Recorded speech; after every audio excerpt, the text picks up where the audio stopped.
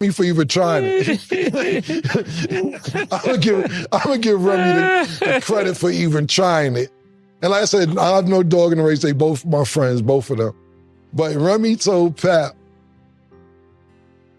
So Pap knocked the nigga out. Pap saying that homeboy came, gave him a 5 after he's fucking his wife, and he didn't know he was fucking her. So Pap's attitude is, you don't shake no nigga that has sex with your wife. So he's like, basically, whenever I see him, I'm knocking him out. I'm gonna sit this one out.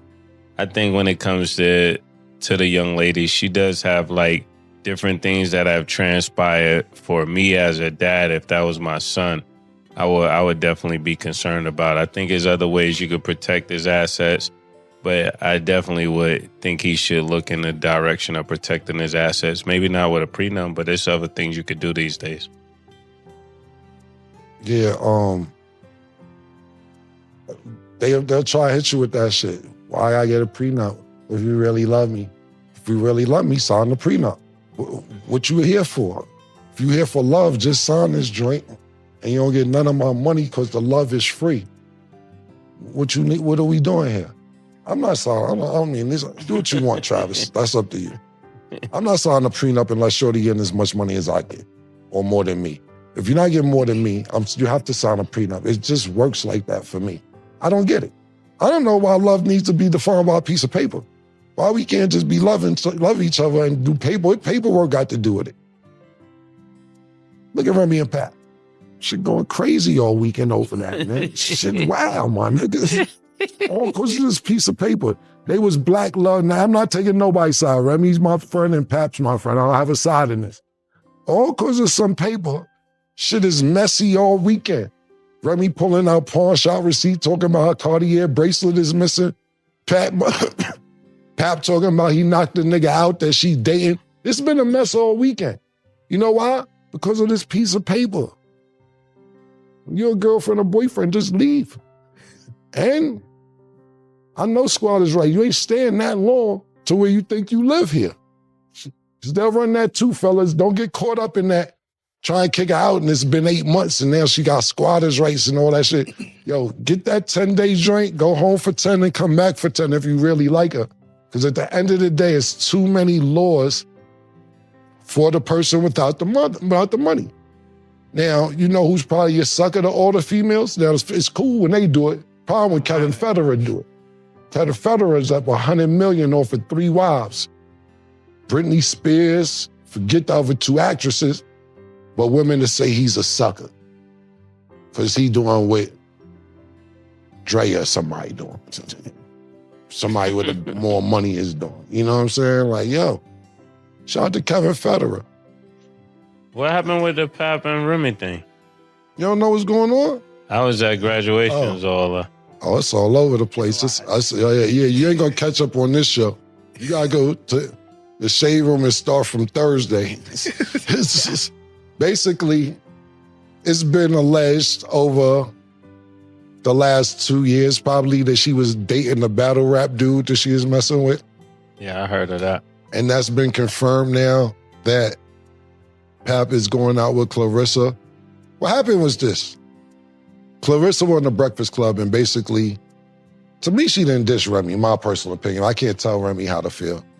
But she's like, you know, females are a little emotional, but you know, Clarissa talked crazy. She wasn't talk crazy. And Remy just went off on Pap after that, saying he ain't see the kid and this, that, and the third, and pawn shop receipts. Then Pap got on. Pap really don't talk. Pap got on live.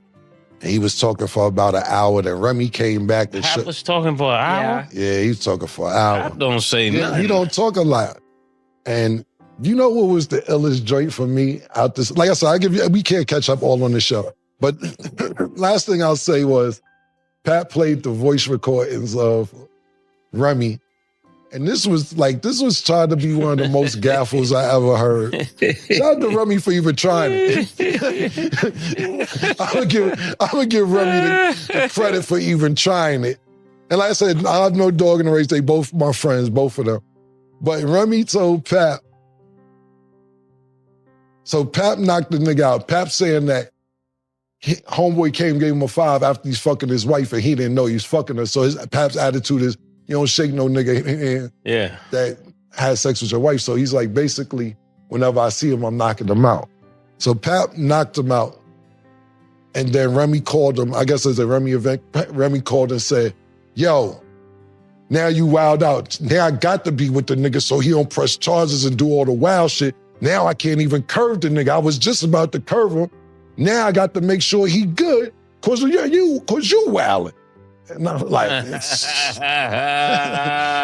Remy a nigga, yeah. Remy playing uptown games with niggas, yeah. Remy got chill. Yeah. But you hear her, and he played the voice note, so it was crazy how passionate she was about it. She's basically like, nah, nigga, come on now. Now you gonna do that? When I was just about to stop fucking with the nigga, now I gotta make sure we good, so I gotta stay next to the nigga. I'm like, you going for that? So I'm like, all right, if you wanna go for that, good. Yeah. I don't know if it was true or not, Rem. I'm sorry, I don't want no smoke. I don't want no smoke with Rem, man. Yeah. That nigga Pap got a type, though. He like them joints that can protect themselves. He definitely do. That's sad. That's sad. But see, I like the last, Remy got a show with, pardon me, not a show, a song with Fat Joe called Summertime. I heard it a few months ago. And I was like, Rem must be off parole, man. She talking spicy. Her first two bars said, I shot my friend over a band and imagine what I do to a bitch I can't stand.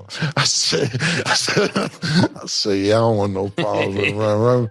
Rem did shoot a friend over a band and then rapped about it and said, if I do that to the people I love, what I do to you. Some tough bars right there. This goes back to how we get here over love, right? Yeah. Sign the prenup. Oh, gosh. Get the prenup, man. Yeah, that's a lot to unpack. You summed up pretty good in like a short period of time, but we'll definitely have to catch up on a lot. Just in general, a lot of trending topics, I think. I know you're saying the ghetto, the streets, whatever you want to talk about. They want to hear y'all's opinions. You're a woman, so how do you feel about a woman having a prenup if she makes more than a guy? Honestly, I think whatever the person is comfortable with, go ahead and do that. If that's going to feel like that's going to sustain your marriage, I don't even think it's down to a trust thing. I think you do have to protect yourself and your assets and what you worked for. No matter what. Man or woman, I don't care. It just seemed like no matter how much people are in love, when the love goes south, niggas just be niggas, man. That's what it just seemed like. No matter how much love they supposedly have. I think you could tell a lot about people when things go wrong, how you handle it. What does the paper mean? What is the paper? It's just like formal commitment, really, but it's not just like, oh, we're boyfriend. Like you should get, I'm fully supportive of a proper marriage, signing the papers, saying your vows, all of that. Cause it's really a covenant with God. That's how I see it. So I think it's like you're supposed to be vowing before God that you're going to do everything that it says, but when you look at it in context, people don't do what it says. It says for rich or for poor. The woman ain't gonna be with you poor. Saying sickness or in health. Niggas is not gonna be with you if you sick. You hear people all the time. I had to leave that nigga. Why? That nigga crazy. That's sickness. That's mental sickness, right? She out. Yeah. So everything she putting in the bow, she's not gonna do. Yeah. Just she, but not he too. I mean, most niggas be with a chick and she crazy. Yeah. And all the cheating too. Yeah. Cheating be crazy, man. Like, yo. Yeah, it's for better for worse, in sickness or in health. To death do us apart. But important. Death do them apart. Well, Will and Jada the only ones living like that. The death do you part joint, my nigga. I guess they serious about they shit. They pushing that shit to the limit. Outside of that, you can't get me to sign nothing. Because at the end of the day, if I want to be out, I want to be out. And if you want to be out, you be out. Guess that. That is why, marriage isn't for everybody. But if you are in love with somebody, it's a beautiful thing. I just feel like, especially the representation I have from my parents, they've been married 20 plus years. Like, I just love them together. So I just love that. Because they from the happy days era. That's when it was they clicking. from the but ponds and all that. some people... They said their parents look dope together. They stood the test of time without all the bullshit and everything else. Social media, girls be want too much attention, I'm telling you. Soon as a nigga why he liking your shit? Why is he under every post? I remember I had a girl one time, right? And I came in the house and went to the refrigerator. It was a list of females I had to unfollow, like 11 joints on the refrigerator. All the @ names written out for me to unfollow. What? That ass. I just think you attract crazy. Whatever. Maybe. Not disagreeing. All right, let me ask you. Like, you like if you got a husband, would you like him liking other people's pictures? And I'm doing just not insecure. It's liking and commenting cool, especially if you know people, that's fine. There go if you're DMing, that lie, gang killer. That's not a lie. I'm not insecure. I'm not. If you're DMing, talking about hard eyes, that's very different from liking their pictures. I don't care if you like another girl's just pictures. like a guy. I know Cam, he wouldn't want his girl liking all niggas with their shirt off pictures. I mean, no, and that's not what the likes but is would he be. Insecure because he doesn't want that? No, I don't think that doesn't make him insecure. What if it's all bathing suit, ass out pictures and titties out, and that's all he liking is those pictures? You mad? The thing about it is, as long as ain't nothing translating in person, I don't care. That you free spirit. I just feel like, let's be for real. Are you free spirit? I don't know, Mase.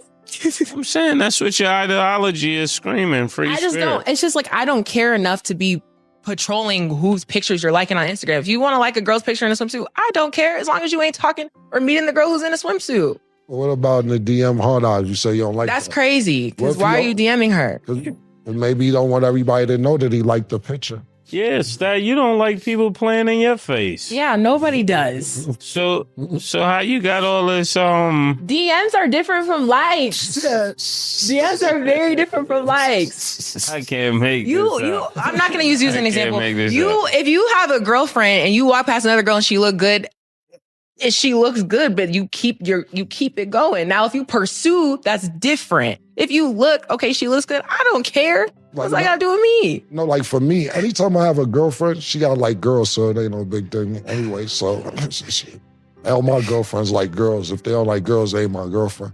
So they know they may be filet mignon, but I want turkey sometimes.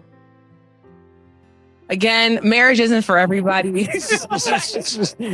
I pray y'all find somebody y'all love. If it works for you, and if not, that's cool. You can find a girl that likes girls for Cam, or you can be married like Mase, or you could just be chilling until you find the right one like me, and that's fine. Free spirit. Sure. Yeah, don't play in your face though. It's not free. You can't play. This is what I'm trying to say. Stay making up new lines. I'm not. I'm really not. I've been mad consistent. And, for y'all watching, I hope y'all take something from this. You got 3 different perspectives. Choose the one that works for you. But that is all the one that's not going to have you in financial court. That too. 10 years. That too. It's great advice. She's on the road to going there. Hopefully she has a successful marriage if she don't got to go through that. And you guys will be at the wedding for whoever I marry. Listen, absolutely, 100%. As long as you mean the vows, I don't want to set people on that. And I'm having a prenup in my pocket, folded up. Sign this shit, man.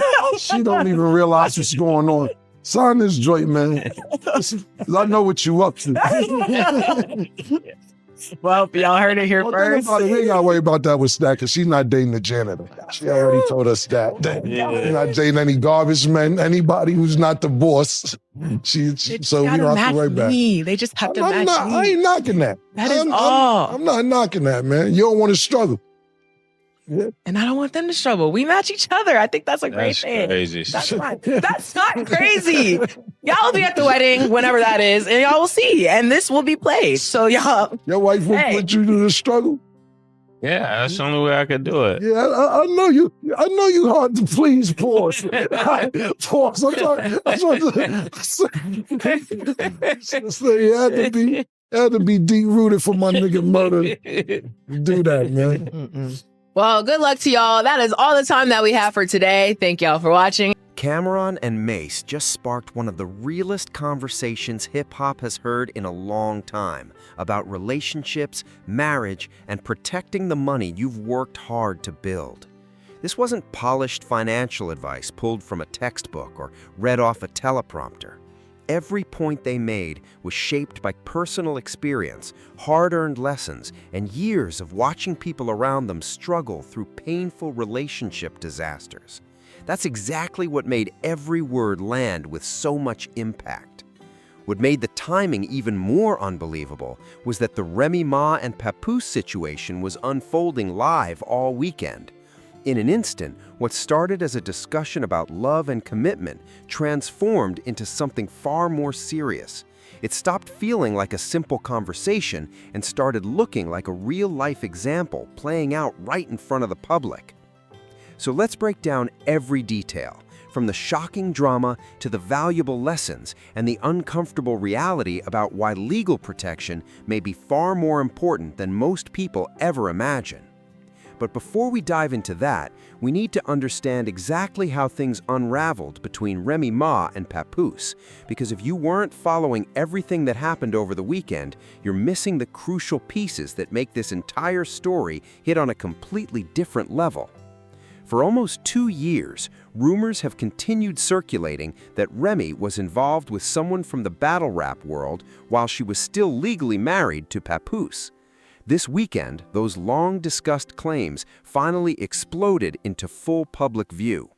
Papoose stunned fans by going live for nearly an hour, and if you've followed him over the years, you already know that's completely unlike him.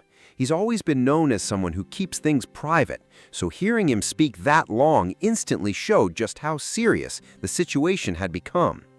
One of the biggest revelations came when Pap claimed the man allegedly involved with Remy later walked up to him and casually tried to shake his hand, apparently not realizing Pap already knew the full story. According to Pap, his response was immediate, emotional, and physical. He made one thing absolutely clear: you don't secretly get involved with another man's wife and then expect a friendly handshake like nothing ever happened. There was no confusion about where he stood after that. Then the story took another dramatic turn when Remy answered back and Pap played audio recordings that he claimed featured her real voice. Those recordings immediately changed the conversation across social media. In the clips, Remy allegedly said that after Pap confronted the situation the way he did, she felt backed into an impossible corner. She claims she had already decided to end things with the other man, but after Pap allegedly knocked him out, she believed she had to keep communicating with him to make sure he wouldn't press charges. Her explanation was that cutting contact immediately afterward could make it seem like she had planned the entire confrontation from the very beginning. Camron's reaction grabbed plenty of attention because instead of exploding in anger, he laughed and admitted he almost had to applaud Remy for even trying to sell that explanation. Even while joking, you could tell he was honestly caught off guard by what he had just heard. Cam eventually said he wanted no part of judging that specific situation because the explanation was so unexpected and creative that it almost deserved credit, even though he didn't think it actually added up. As if the weekend couldn't get any wilder, Pap later introduced another surprise by revealing what he claimed was a pawn shop receipt tied to Remy's missing Cartier bracelet. By then, the story had completely taken over headlines everywhere. And that's the moment this discussion became about much more than celebrity drama. Looking at everything that unfolded, Camron argued that situations exactly like this are why legal agreements and paperwork exist in the first place. Camron argued that love by itself doesn't protect your finances when a relationship completely falls apart. His message was direct. Once a marriage breaks down, the consequences can become both painfully public and incredibly costly. Cam made it clear that he fully believes in prenups and wasn't backing away from that stance. He explained that unless both partners are entering the marriage with similar financial success, or the other person has even greater wealth, protecting what you've earned is simply the smart move. His logic was easy to understand. If you spent years building your financial future, you shouldn't automatically risk losing half of it because the marriage didn't last. He also said that if a relationship is truly built on love and trust, a legal agreement shouldn't be the thing that tears it apart. In his view, the prenup isn't the problem. The real answer is often found in how someone reacts when the topic is brought up. Camron also referenced Kevin Federline, noting that public reports have credited him with earning well over $100 million through multiple divorce settlements. His goal wasn't to criticize Federline personally, it was to point out what he believes is an obvious double standard. According to Cam, when a man benefits from the same legal system that many women have successfully used for years, people often attack him instead of simply acknowledging he's following the law. For Cam, this discussion was never really about men versus women. It was about accepting that the legal system operates the way it does, and everyone has to live under the same rules. The people who understand those rules usually prepare themselves long before problems appear. The ones who rely only on emotions instead of planning often spend years trapped in expensive court battles that could have been avoided with one clear agreement before saying "I do." Mase came at the topic from a different angle, but his message was just as powerful. He explained that while growing up, very few people in their communities were ever taught financial literacy or how to protect what they worked so hard to build. Nobody was sitting young people down to explain that proper paperwork can be just as important as trust when entering a marriage or even a business deal. He believes that missing education is one of the biggest reasons so many people end up financially devastated after relationships collapse. It isn't always because the love wasn't genuine. More often, people commit their lives to someone with good intentions, but without putting any legal safeguards in place. Mase also introduced a deeper spiritual perspective that added another layer to the discussion. He said talking about a prenup before marriage may actually be one of the most honest conversations a couple can have. It forces both people to openly discuss money, expectations, responsibilities, and exactly what each person is bringing into the relationship. Those conversations also create a clearer picture of the future they're trying to build together. In his opinion, many marriages don't fail because love disappears. They struggle because difficult financial conversations never happened at all. Too many couples walk down the aisle without ever discussing debt, spending habits, long-term goals, or what happens if one partner eventually earns far more than the other. A prenup brings every one of those uncomfortable topics into the open, while both people are still thinking clearly, deeply in love, and capable of making balanced decisions together. Mase wrapped it up with a memorable point. It's much better to have those conversations before the wedding than to let divorce lawyers have them after everything has already fallen apart. Both Cam and Mase also addressed one of the biggest criticisms people have about prenups. Cam admitted that in many Black and brown communities, prenups are often viewed as unromantic, disrespectful, or a sign that someone already expects the marriage to fail. Many people automatically assume asking for one means there's no trust in the relationship from the very beginning, but both of them pushed back strongly against that belief. They argued that this mindset is exactly what keeps many families from protecting long-term wealth and financial stability. While some people worry about temporary hurt feelings, other families quietly protect their assets and create wealth that can be passed down for generations. Their overall message was clear. You sometimes have to think beyond today's emotions if you want to protect tomorrow's future.